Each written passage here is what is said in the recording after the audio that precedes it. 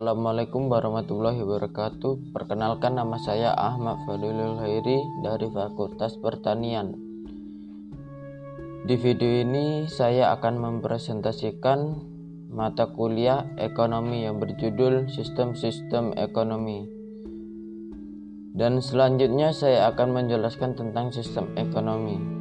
Sistem ekonomi adalah cara mengukur atau mengorganisasikan secara aktivitas perekonomian dalam masyarakat untuk mencapai tujuan tertentu. Dan berikut ini macam-macam sistem ekonomi. Yang pertama, sistem ekonomi tradisional. Apa itu sistem ekonomi tradisional? Sistem ekonomi tradisional adalah sistem yang berpegangan pada adat. Seluruh kegiatan ekonomi dipengaruhi oleh norma dan adat istiadat yang berlaku. Ciri-ciri sistem ekonomi tradisional yang pertama, 1. Pengaruh norma-norma yang sangat kuat dalam mengatur ekonomi. Yang kedua adalah penggunaan uang masih terbatas, jadi pertukaran masih sistem barter. Yang ketiga adalah tidak berorientasi pada pasar, artinya kegiatan ekonomi tidak berorientasi pasar, tetapi untuk memenuhi kebutuhan masyarakat sehari-hari. Sistem ekonomi ini memiliki kelebihan dan kekurangannya. Kelebihannya adalah semangat kemandirian untuk memenuhi kebutuhan eksploitasi SDA tidak berlebihan, dan kekurangannya adalah belum dikenalnya uang, kurangnya dorongan peningkatan kemakmuran. Dan selanjutnya adalah sistem ekonomi pasar. Sistem ekonomi pasar juga bisa disebut bebas, sistem ekonomi reguler, dan juga sistem ekonomi kapitalis. Pasar itu maknanya sama saja dan ciri-cirinya adalah, yang pertama adalah harga barang ditentukan oleh pasar. Jadi harga tergantung oleh permintaan pembeli, penawar, dan penjual. Yang kedua yaitu individu bebas mengejar keuntungan. Setiap orang bebas menjual dan jasa untuk memperoleh keuntungan. Yang ketiga adalah memegang peranan yang penting. Jika seseorang ingin melakukan usaha, tentu harus mempunyai modal. Modal ini sangat penting bagi pengusaha pada sistem ekonomi pasar. Yang keempat adalah timbul persaingan bebas.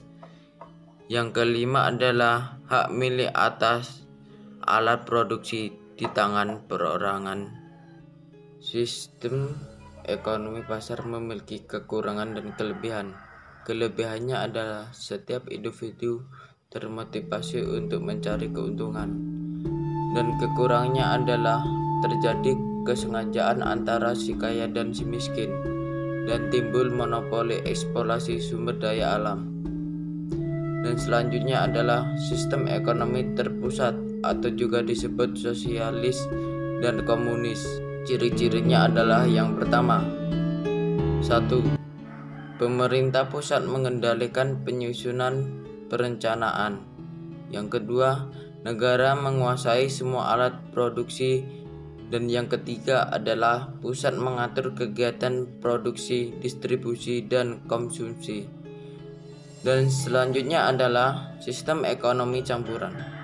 Ciri-cirinya adalah adanya campuran tangan pemerintah dalam perekonomian dan adanya pihak swasta yang ikut berperan dalam kegiatan perekonomian. Dan kekurangannya adalah yang pertama, naik turunnya harga masih bisa dikendalikan. Yang kedua, adanya pilihan ciri atau prinsip yang dianggap tetap bagi setiap negara. Dan kekurangannya adalah apabila pemerintah mendominasi akan timbul etatisme. Apabila swasta mendominasi akan timbul monopoli. Dan lalu Indonesia menggunakan sistem yang mana? Indonesia memiliki sistem ekonomi tersendiri.